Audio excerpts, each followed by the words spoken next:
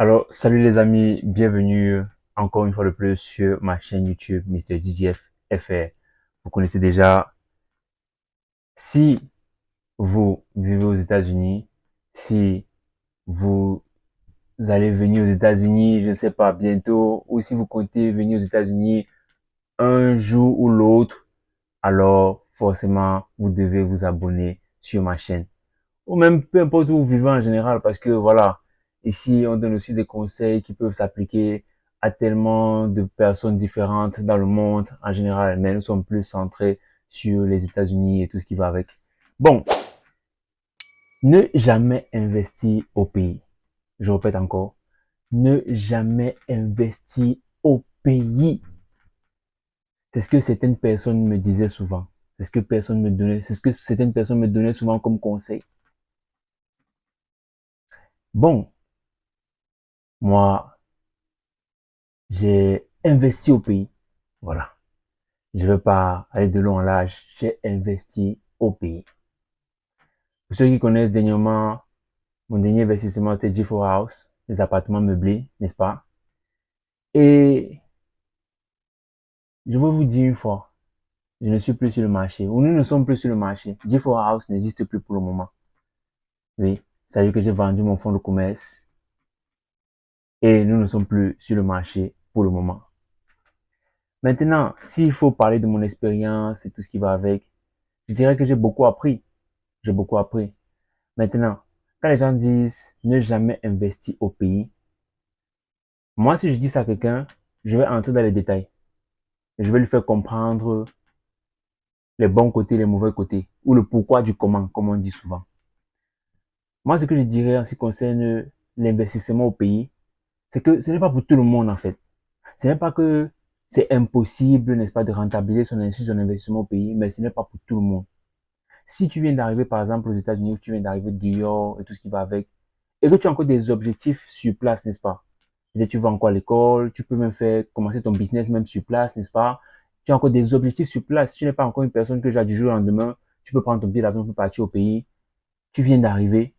Tu as encore des objectifs sur place. Désolé de me répéter. Mais, si c'est le cas, je te dirais de te concentrer sur tes objectifs qui sont ici.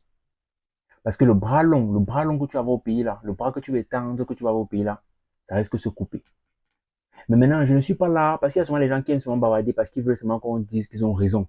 Oui, tu as raison, tu as raison, tu as raison. Désolé, ça là, ça gâche un peu mon background. On va la lever. On continue. Donc, il y a des gens qui disent, en fait, il y a des gens qui parlent, quand ils parlent, ils aiment seulement qu'on leur donne raison. Donc, ils veulent seulement te montrer le mauvais côté, et ils veulent que tu échoues pour te dire que je t'avais dit. N'est-ce pas, je t'avais dit. Mais c'est pas comme ça. Quand moi, je donne par exemple le conseil à quelqu'un, je ne dis pas que c'est mauvais ou c'est mauvais à 100%. Si c'est pas une chose qui est mauvaise à 100%, bien sûr, qui a quand même de, voilà. Mais je t'explique en fait le pourquoi du comment, comme je disais. Si tu vois, tu n'es pas encore dans cette situation où tu peux te lever du jour au lendemain, tu dis que tu vas au pays, pour vérifier tes activités ou même, je sais pas, pour voir ta famille. Tu n'as pas encore cette flexibilité-là. Mon gars, laisse tomber.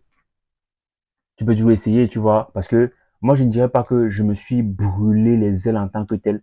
J'ai vite fait ce que je voulais faire et j'ai vite appris. C'est ça, en fait, le secret. Il faut vite faire et vite apprendre. Et prendre des décisions. Il faut savoir prendre les décisions. Quand tu sens que l'objectif de base, tu ne peux pas ajuster pour que ça soit encore bénéfique pour toi, passe à autre chose. Il ne faut jamais avoir peur de dire que là, ça ne donne plus. Ça ne donne plus. Je ferme la page, je passe à autre chose. Tu dois vite prendre la décision. Et des fois, même si les gens autour de toi te disent que, si tu es au fond de toi, que tu sens que c'est plutôt B, B, B, B, B, va avec B. Parce qu'à la fin de la journée, si ça cuit sur toi. Si ça donne sur toi.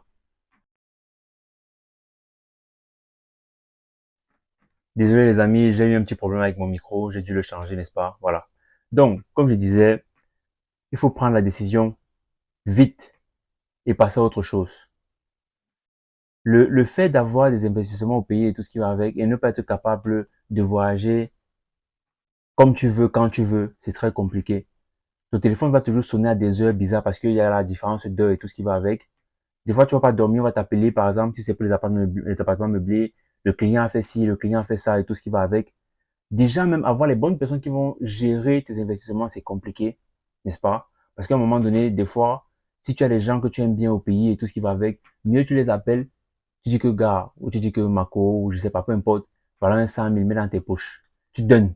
Ou que voilà un 200 000, commence quelque chose. Que de dire que la personne va venir surveiller ton investissement et tout ce qui va avec, parce que vous risquerez vous gâter. Oui.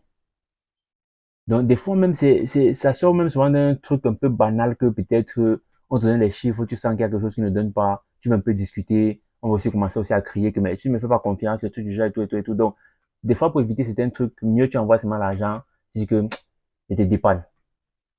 Donc, en fait, c'est délicat tout ceci, en fait. C'est délicat. Moi, ce que je peux dire que j'ai vraiment tiré de tout ceci et que je peux vraiment partager aussi avec vous, c'est que il faut, si vous voulez investir au pays, si vous êtes vraiment sérieux, il faut avoir un système sur pied, n'est-ce pas, qui aussi vous permet à vous de vous déplacer comme vous voulez pour vérifier l'investissement ou tout ce qui va avec. Parce que si vous allez au pays peut-être une fois l'année et que vous avez certaines qualités d'investissement au pays, ça sera un peu compliqué. Il faut être au téléphone tout le temps. Et ça veut même pas dire que, en fait, l'argent que vous faites au pays, les bénéfices même, même si vous faites des bénéfices, comparé à l'argent que vous faites ici ou l'argent que vous pouvez vous faire ici dans les business, si vous essayez de voir le temps que ça vous prend d'être au téléphone tout le temps pour arranger les choses et tout, et si un peu de comparaison, parce qu'à la fin de la journée, même si vous faites un peu de bénéfices, vous allez peut-être être content. Mais est-ce que le business que vous faites là, ça vaut le temps, en fait, ou là, le bénéfice que vous faites, ça vaut le temps que vous passez au téléphone tous les jours pour expliquer qu'il faut monter, il faut descendre, pardon, autant pour moi. Il faut monter, vraiment, vous voyez comment l'anglais vient, maintenant je parle comme si, en tout cas, il faut monter, il faut descendre et tout ce qui va avec. Est-ce que ça vaut vraiment le temps d'être au téléphone tout le temps comme ça? Est-ce que ça vaut vraiment le temps de s'asseoir et qu'on t'appelle, on te dit qu'il y a eu tel problème, il faut fixer, il faut envoyer l'argent pour fixer ça et tout ce qui va avec. Tu fais un peu de bénéfice au pays, c'est bien. Mais si tu essaies de comparer avec ce que tu fais aussi ici, est-ce que ça match? Donc, il faut que tes objectifs soient clairs. Ne sois pas seulement un mouton. Tu vois, tu fais parce que il faut que tes objectifs soient clairs. Moi, je dirais que mon premier investissement au pays, c'était dans l'industrie musicale. N'est-ce pas? J'ai investi sur un artiste qui est assez connu maintenant même. Il s'appelle King Arthur. Euh, C'était le premier, on peut dire, le produit à une échelle vraiment professionnelle avec Wonders Production. C'était ma maison de production. Ensuite, j'ai fait les appartements meublés. Je ne peux pas dire que j'ai vraiment bénéficié de tout ceci. J'ai bénéficié plus en apprentissage, que ce soit dans le domaine musical, que ce soit dans le domaine des appartements meublés et tout ce qui va avec. Je peux dire que j'ai plus bénéficié dans l'apprentissage. Mais en termes de gains, je ne peux pas vraiment dire que j'ai eu mon retour sur investissement. Mais mes objectifs étaient différents. Ce que je vais vous donner aussi comme conseil, c'est ayez des objectifs clairs. Sachez exactement ce que vous voulez quand vous commencez. Comme ça, au moins, vous pourrez vous dire, OK. Parce que si vous n'avez pas d'objectif, que vous faites directement un mouton, à la fin, vous ne pouvez pas savoir si c'était bien ou si c'était mauvais. Vous voyez ce que je veux dire? Moi, j'aime vraiment la musique, donc, et j'aime vraiment ce que King Arthur fait. C'était vraiment un plaisir pour moi. Je peux pas vraiment dire que je regrette ou quoi que ce soit. C'était un gros plaisir pour moi, n'est-ce pas? De donner la force aussi aux frères, d'une manière ou d'une autre. Les appartements meublés, moi, j'étais vraiment, ça m'intriguait vraiment. Donc, quand j'ai appris que tu pouvais faire de la sous-location et tout ce qui va avec, j'avais vraiment envie de le faire. En plus, pour moi, c'est l'un des business quand même que tu peux gérer à distance, mais pas pendant longtemps. Il faudrait, comme je dis, que tu aies la capacité d'aller et revenir. Donc, j'aime bien les appartements meublés parce que tu listes sur Airbnb, tu as juste une personne sur au pays à qui tu fais confiance, qui gère ça pour toi, parce que c'est le customer service, n'est-ce pas? Il faut bien prendre soin du client. Après, il faut que tu écrives les reviews sur Airbnb et Airbnb va rank encore ton listing plus haut, n'est-ce pas? Et tu auras plus de clients. Donc, j'aime bien le modèle de Airbnb, surtout les sous-locations et tout ce qui va avec. Vas-y. Et surtout que si tu sais que tu vas au pays constamment, tu fais un appartement, tu dis, OK, moi, je suis au pays constamment, mais quand je suis pas là, je mets sur Airbnb, je liste sur Airbnb. Donc voilà. Dans ce sens-là, moi, j'aime bien les appartements meublés. Donc pour moi, c'est un business quand même que voilà. Et si vous voulez faire les appartements meublés et tout ce qui va avec, c'est bien, mais il faut avoir des objectifs clairs, n'est-ce pas? Et précis, voilà. Donc, si vous dites que ok, moi, je vais au pays constamment, donc je vais peut-être prendre, et c'était même si c'était aussi mon idée de base, mais après, je ne suis pas vraiment allé au pays en tant que tel. Donc, c'est resté carrément Airbnb. C'est bien de lister sur l'application et dès que le paiement arrive, ça arrive directement dans Airbnb. Voilà. Donc, c'est bien une fois que l'argent arrive, tu peux maintenant choquer ta personne du pays et tout ce qui va avec. Et c'est vrai qu'il y a aussi des entrées sur place. Il y a des gens aussi qui aimeraient, peut-être ta personne peut te dire que, ou peut-être une personne aussi peut t'appeler, j'ai ma personne qui va entrer là-bas, on paye plutôt avec le cash et tout ce qui va avec. Mais pour moi, j'ai eu plus de clients sur Airbnb. Donc l'argent entrait directement dans mon compte. Et ma personne au pays, qui était ma personne de confiance, gérait bien les clients et tout ce qui va avec. Donc, ce n'est pas toujours la personne qui est au pays qui gère vos trucs, qui va tout gâter. Mais ça peut aussi être même les gens extérieurs, comme par exemple la bailleresse, peut commencer à vous créer des problèmes. Par exemple, nous, on a eu des petits soucis avec la bailleresse. Elle n'a pas été trop, en tout cas, je ne veux pas entrer dans les détails. Mais il y a des trucs comme ça, tous ces trucs-là, en fait, qui commencent à te bourber le cerveau. Est-ce que ça vaut vraiment le coup, en fait? Est-ce que ça vaut vraiment le coup? Est-ce que ça vaut vraiment le coup? Pourquoi ne pas essayer de te concentrer sur ce que tu peux faire ici, qui peut te donner plus de bénéfices, plus de retours sur investissement. Et plus tard, n'est-ce pas, quand tu auras l'occasion d'aller, revenir comme tu veux, tu fais quelque chose, voilà, où tu auras plus de temps pour vraiment t'investir et te mettre à fond si tu veux. Mais des fois, il faut vraiment mesurer. Est-ce que le temps que j'investis là-bas, est-ce que le temps de réflexion, le temps de résoudre des problèmes, est-ce que ça vaut vraiment le coup, en fait? Ça vaut vraiment le coup? Sinon, vas-y. Mieux tu, souvent, mieux tu manges ton argent. Si tu aimes les bordels, j'ai les bordels. Peu importe, fais-toi plaisir avec ton argent. Mieux, des fois, tu prends l'argent, tu manges. Tu te fais plaisir avec. Voilà. Euh, donc, les amis, c'est ça que je voulais partager avec vous. J'espère que vous avez quand même en tiré quelque chose et que vous allez comprendre quelque chose d'important et prendre quelque chose d'important venant de cette vidéo, n'est-ce pas?